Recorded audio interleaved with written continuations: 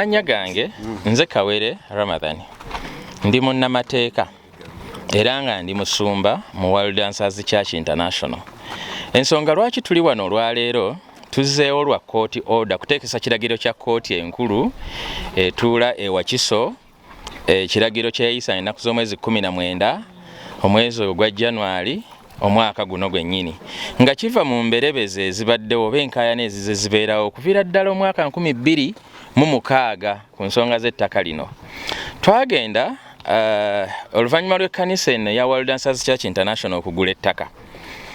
Munnaye baliraanwa baffe ne balyegomba ne balyegwanyiza ne batandika okulyegwanyiza ne tulisibako sengenge yenna ne tubeerawo awo nga bagugulana ne bagenda ne bawaaba omusango mu kooti mwaka gwa 2012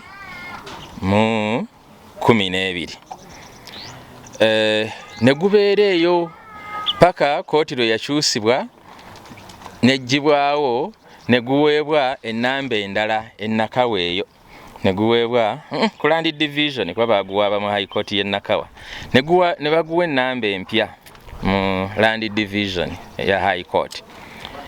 Kakati ennaku zino baguwadde n'ennamba endala empya, ekyo kitegeeza nno nti guluddeyo mu kooti. N'ekirungi kya byonna kati bitambula oluvannyuma lw'okubaako ebyagenda mu maaso n'okwekubira enduulu mu bitongole ebyenjawulo ne kooti nayo nga kooti eyisaako ebiragiro ng'abantu bano baliraanwa baffe babiziimuula.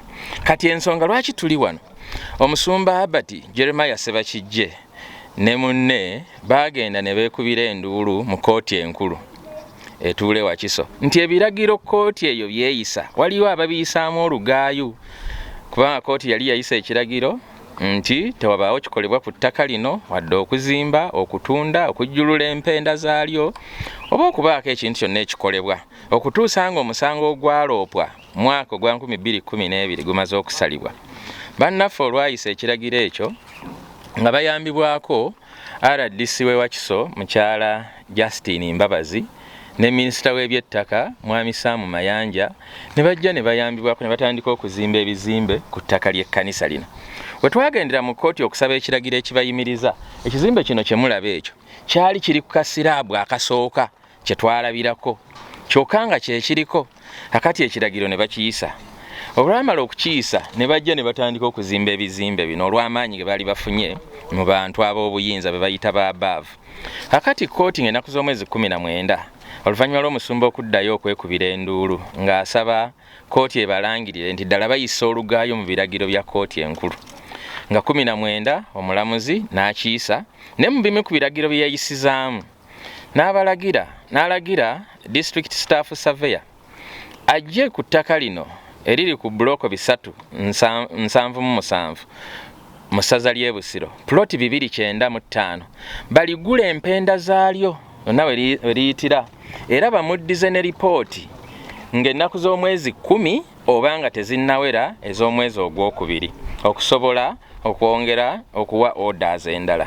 Lwaki bwe twatwalayo okwemulugunya kwaffe nga tukubye ebifaananyi ebyabano abantu abaali bayisa olugaayo mu biragiro bya kooti, bannaffe bano be twali tuvunaana bwe beewozaako baagamba nti omusumba Jeremiah ebifaananyi bino byalaga mu kooti yagenda tebamanyi gye yabikuba gye yabijja baleeta bireete ne mu kooti naye nga ku ttaka nga lyo tekuliiko kizimbe kikola kiriko era bo tebayisa lugaayo mu kooti. Kyamukisa mulungi kooti yasituka nejja wano bakiyita pre-locus visit. Kakati ne bajja mulamuzi kooti yali etudde ng'ennyondo zikaaba awo waggulu bazimba ebimotoka biyiwa omusenyu bakola ki n'addayo naawe namulaye n'abalangirira nti ddala bayisa olugaayo mu kooti era ne babawa ne fayini ey'okusasula kooti wamu n'omuwaabi nti baliwe $5,000,000. Ekyo si kyekikulu naye kyali kisinga okubeera ekikulu ye kooti okulangirira nti ddala bano baali bayisizza olugaayo mu biragiro byayo. Era kooti eyo yennyini endiramu neeragira nti ekiragiro bano kye bayisaamu olugaayo kisigaddeyo nga kikyayimirira paka omusango omukulu lwe gulimala okuwulirwa ne guggwa. Kyamukisa mulungi nti omulamuzi yagufikisinze nagwo guwulirwe ng'ennaku z'omwezi 11 ne 12 omwezi guno ogwokubiri.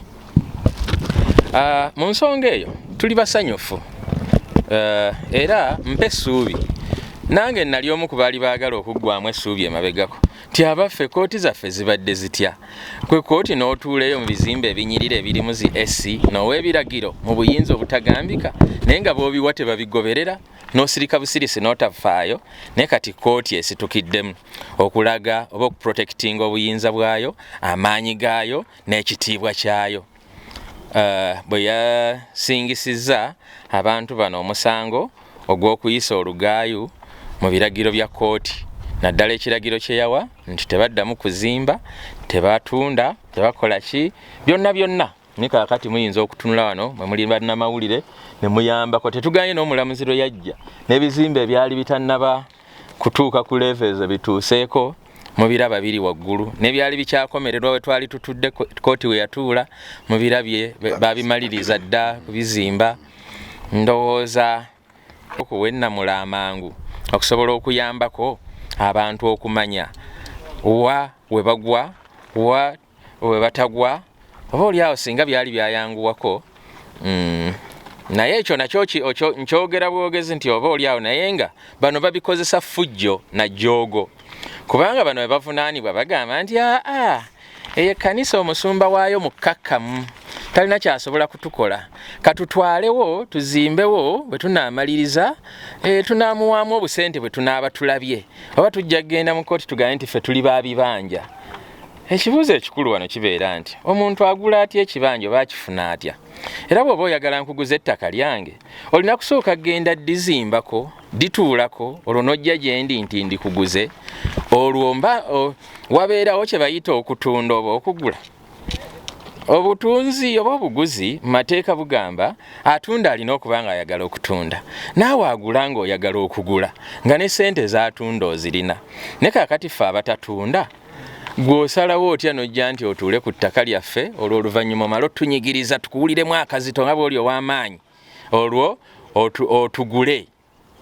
Naye nno ettaka lino ettaka lya kkanisa kati ekkanisa oba enaasinziirawo bakolera endagaano ye kaakati bannaaye nga bwe mutunula wano kati muno mwe muba mubeera ekyaki eyebeebeera sande sukuulu yebeebeera eddwaliro essomero ly'ekkanisa kuba tulina pulaani ennene nnyo engazi. Ekkanisa yaffe being World Dancers Church International is not a mere name. Sirinnya bunnya nti World Dancers Church International ebuna wonna tulina abagobereza abasoba mitwale 10 n'emeka mu Uganda wano n'okwetooloola ensi yonna.